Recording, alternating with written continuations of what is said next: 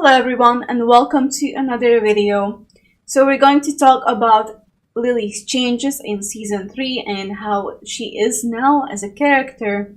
I did not make this video yesterday because I was tired and I just went to sleep in the evening. I was really tired and actually I found out more stuff about Lili this morning and I will show you all that stuff in the video. As a character, I think that Lili is worse than she was in season 2. I'm not happy about her changes at all. Mostly she got some nerfs, some significant nerfs in my opinion, and a couple of changes that really don't really affect her mechanics, or they don't really help with her weaknesses as a character. And I think that she got a lot of useless buffs that don't help her with being strong in high level gameplay. Yes, she's still strong online and she's gonna be even stronger now online. That's what I think. I'm mostly angry about her change in quarter circle forward 3+4. It doesn't knock down anymore. It still wall splats, but you have to be like glued to the wall for this move to wall splat. And oh god. And this move used to wall splat from pretty far. It was a key tool for Lili's wall game, and it still is. But it's just that right now we're gonna get much less damage from this move because of this change. I'm really angry about this because I loved using quarter circle forward 3+4 a lot at the wall. It got me a lot of damage over the course of season 2.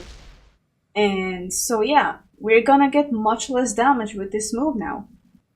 The best change she got in season 3 is her 3-1 being a wall bounce. It's a 15 frame punisher. It's nothing too crazy. I still think that her wall game is now slightly weaker due to the nerf on quarter circle forward 3+4. 3-1 isn't nearly as abusable as quarter circle forward 3+4 at the wall because this is -13 on block. So you're pretty much going to use this only as a punisher, and in total you're gonna use this at the wall much less often than you would use quarter circle forward 3+4. Still, it's nice. It's a buff in her whiff punishment and block punishment as well. The hitbox on the second hit of her 3-2 is now a little lower. This doesn't really affect this string in the open. I think that it has the most impact at the wall in a really situational wall combo that I'm going to show you. Now you can do something like a wall splat into 3-2 into do glide 3, like this, which is a combo, but still it doesn't deal more damage than her normal wall combos like wall standing 1-2 into 1+2. So this is only a situational wall combo that you use after low wall splats. And you get low wall splats very often when you wall carry with something like forward 4-3 into quarter circle forward 1-2.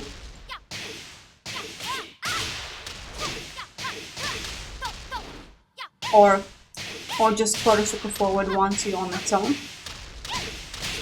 This is the only situation where you are going to use this wall combo. I don't know the Okizami yet. After this small combo, I presume it's going to be something like 3-2 into blossoming 3 into something like a forward 4 or a down 3 for a grounded hit. Standard wall stuff for Lili. And sometimes you will be able to finish the string, the blossoming 3-4, to hit opponents that stay on the ground. And it's also +4 on block, so if they block the second hit, Lili is at +4, so she also gets slightly more pressure The problem with this Okizami is that the opponent can make it whiff very easily. Let me show you. I think it's a side control left. Yeah, and in this situation you're gonna get launch punished. They also fixed the hitbox of her down back 3. This is not really a buff, but something that did not work as intended in Season 2. You know, many times I whined about this move in Season 2 because it's a homing move, and many times female characters could sidestep this move at certain frames. I showed it in my other videos, and this is changed. This move cannot be sidestepped. Now the patch notes said that the input window for the second hit of her back turn 1-2 has changed from 8 frames to 10 frames. My theory is that it's going to make certain situational combos, especially float combos where you use back turn 1-2 more consistent. We're gonna find out the effects of this change over the course of Season 3, I guess. Another change that she got is that she can now enter do glide from back to 1 with forward for more do glide pressure. Now this does add a little more variety to her pressure, because she can just stay blocking after back to 1, or go into back turn stance with back, or into do glide with forward, or just finish the string with 1+2. But the do glide transition is not really good in my opinion, and it's really risky because anything she does from do glide is really slow after back to 1, so everything can be easily interrupted with launchers and other mids. For example, even with a Matterhorn in many cases. Yes, she does have the third hit to discourage people from pressing buttons, but the third hit is not even a counter hit launcher. It knocks down, the opponent can just back roll in this flop position, so Lili doesn't get anything guaranteed after the knockdown, and it's -12 on block, so the risk-reward ratio in going to do glide and not going to do glide but finishing the string with the third hit is really bad for Lili. This does add a little more damage in her combos, as now you can use back to 1 forward into quarter circle forward 1-2 as a combo ender, but it's really iffy off axis, just like any do glide transition into quarter circle forward 1-2 as a combo ender. You can do, for example, this combo.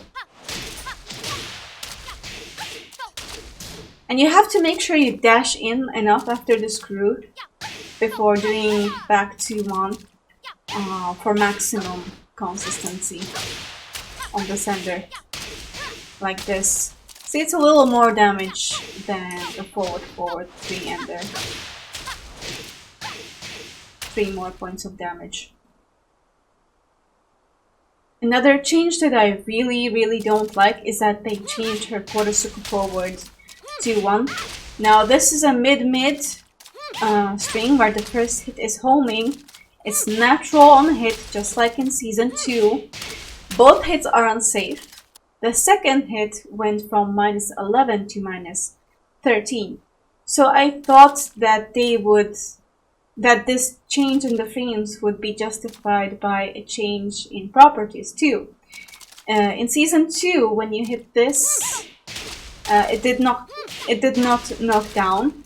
Only the second hit used to knock down on counter hit, where Lili would get a guaranteed ground hit on the opponent. Now it has changed, as you can see. It knocks down on normal hit as well as on counter hit, and it now wall splats But there's a problem with that I will get into later. The problem on hit with this move is that the opponents get knocked way too far for any kind of Okizeme, and they can just hold back to recover, and nothing that Lili does afterwards will be guaranteed. So I prefer the counter hit knockdown animation from Season 2. Also, now this move does wall splat, but why would you use this mid-homing move at the wall instead of forward 3, which is also a mid-homing, and it's safe on block. So this stream just got much worse in my opinion. The Season 1 version was the best, where the hits were not natural on normal hit, but both hits were safe. And then she got 2 new moves. The first one being a new fast power crush with down 1 plus 2. As you can see, the range is not really amazing, nor the tracking. I don't think it's completely linear. Like, maybe it will hit people that are trying to sidestep at certain frames. Let me see. Sidestep and guard all. So at plus 3, I think it's gonna catch people. Okay, it doesn't even catch people stepping at those frames.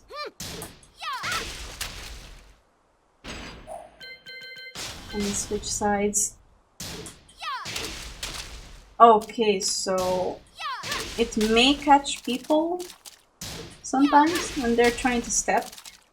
Seems like it has better tracking to Lili's right. Let me try it after Rutorido on hit.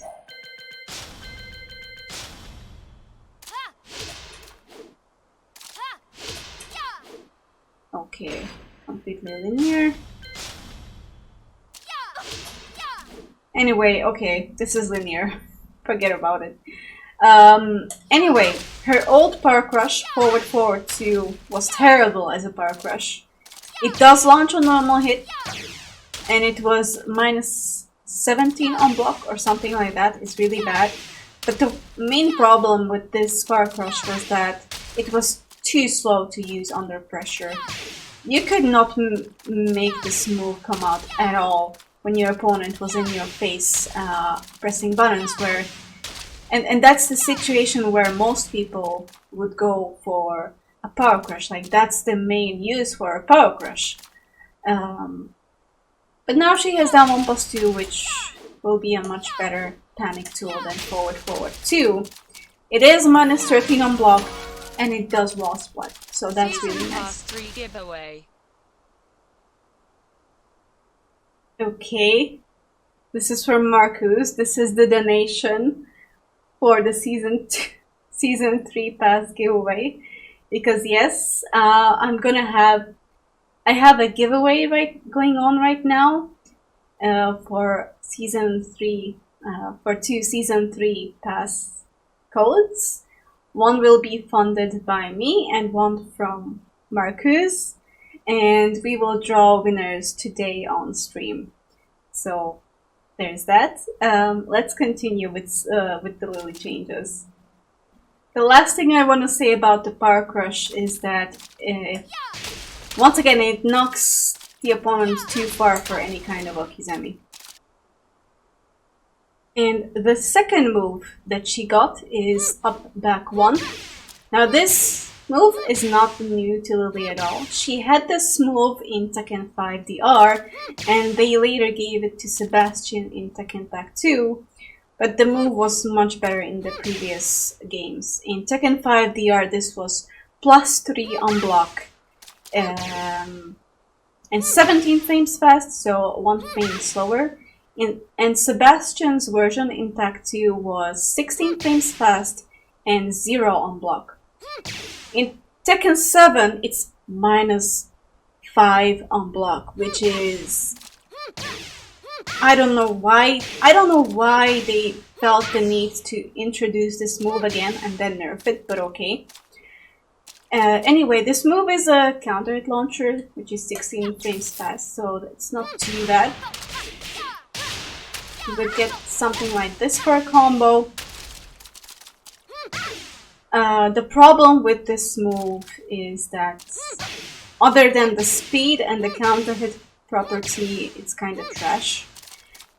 The hitbox is terrible. It's linear. It has like no range at all. Let me show you.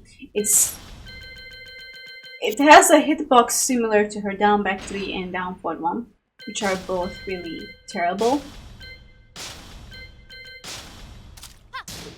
Look. The opponent can just backdash this many times.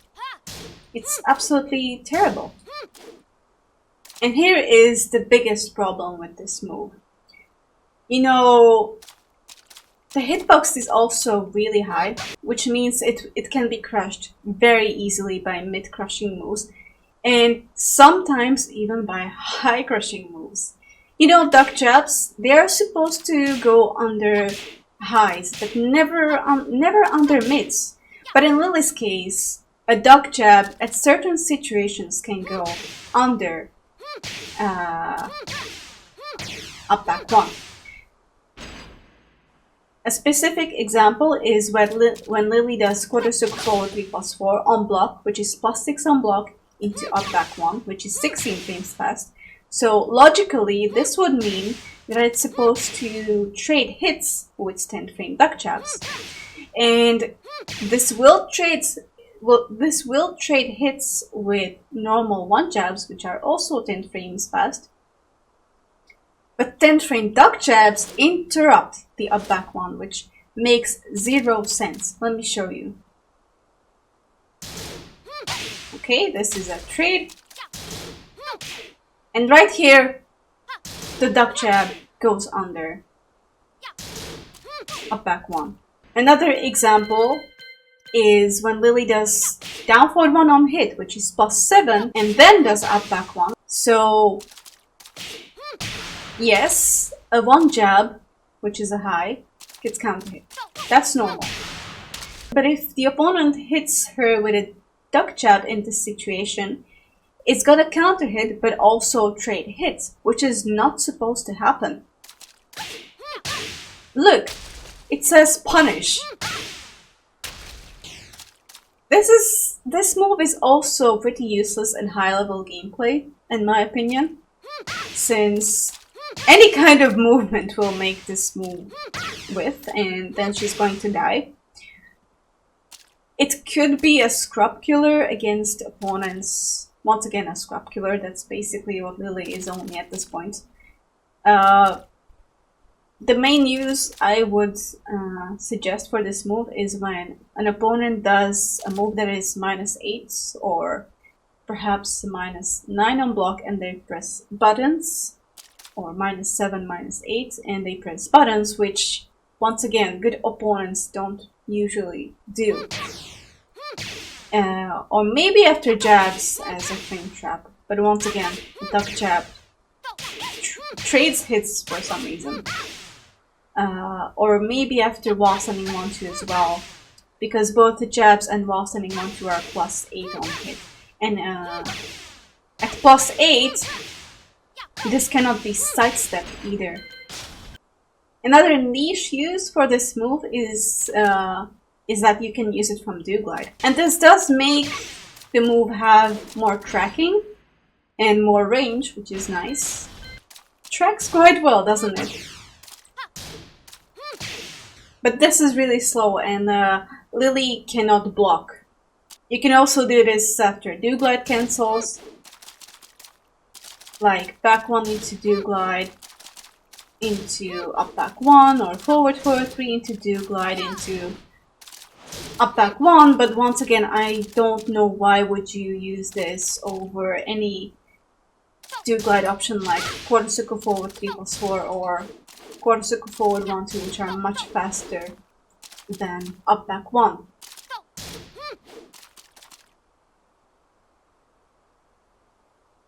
So I'd say you could use this in the neutral, like do glide into a BackOne to advance closer to your opponent.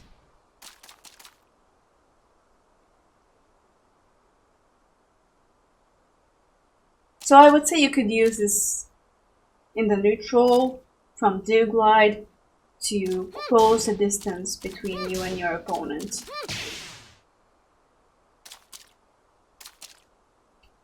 In most situations though, I don't see any reason for using up BackOne over down forward 3, which does basically the same. It is a couple of frames faster.